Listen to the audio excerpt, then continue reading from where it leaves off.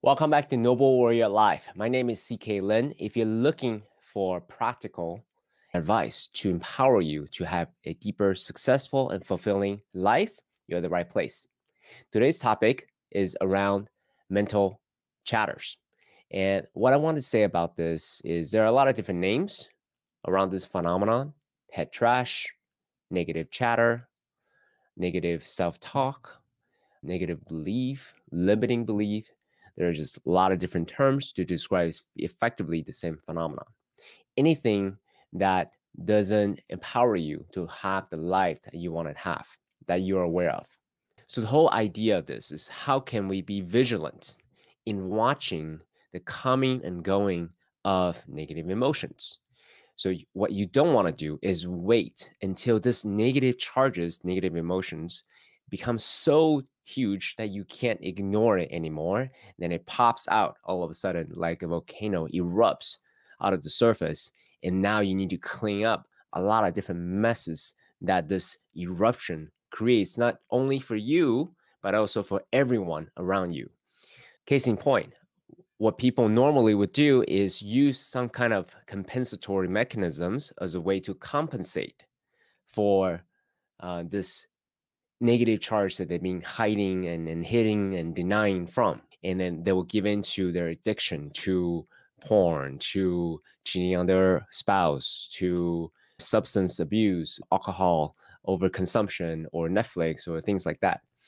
Now, what I would invite all of you to do is to think about what rituals can you create on the daily basis, just like how you take a shower every day as a way to cleanse your physical body. Similarly, what kind of discipline could you cultivate as a way to be cognizant and be vigilant in watching things that's coming arise? Now, I've shared with you another video about the maps of our consciousness, and you can probably click somewhere in that video over here as a way to tap into the more obvious ones, as a way to think about limiting beliefs that you may have about your circumstances, your perception, your personality, and your core identity. These are things I've covered in another video in depth, so go watch it there if you haven't touched upon them yet. What I want to talk about today is a little bit more nuanced. How do you catch the subtle negative beliefs that you may not even know that is there? So imagine you are an audience member watching yourself on the movie screen. You're now distancing yourself like a character that you're watching on the movie screen, right? So when you're watching this character playing out your life, what you watch for is the dialogue and the underlying motivation of why they would say certain things, because that reveals how they actually think about themselves, about the world, and etc. So the specific thing I want you to watch out for is language. So every time that you use the word try, I will try, you might say, this is so innocent, so I don't want to overpromise and underdeliver. So I'll say that I will try. But imagine a movie character that you're watching.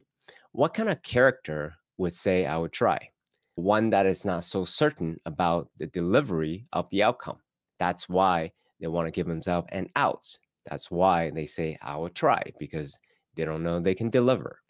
But imagine someone who is sovereign, someone who have the full capability of doing something.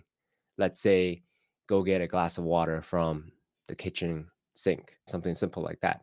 Would you ever say, I'll try to get a glass of water from the kitchen sink? Probably not, because you have the full capability, full faith in yourself, in the task at hand, in the path to get there, and then also walk back. So something to watch out for is language like that, a language that will give yourself an out. So look for phrases that starts with, I'm trying to, I'm working on, I'm not good at, oh, I'm so much better than I was some time ago. So if you can hear the energetic place of the character saying these lines, they're coming from a place of striving versus from a place of certainty.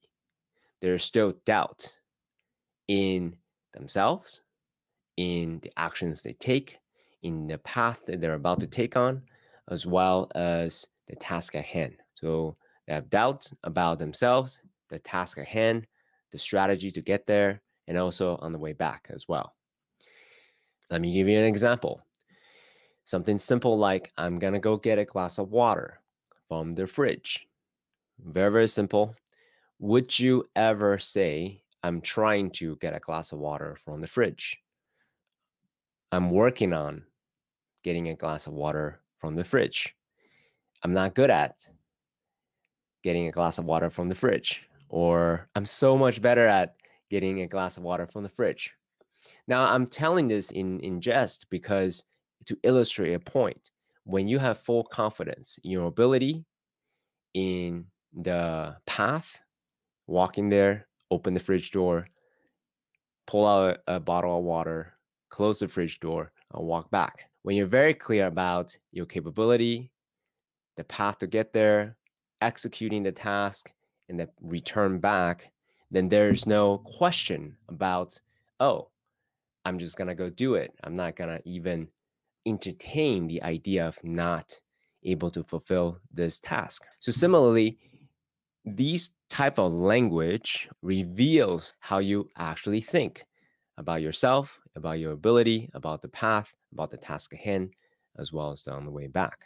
So these are just a more subtle ways to discover blind spots. So I hope this is helpful. If you're enjoying this video, go ahead and subscribe to this channel. It will really mean a lot to me, as well as other people who will discover this channel because you have subscribed to this channel.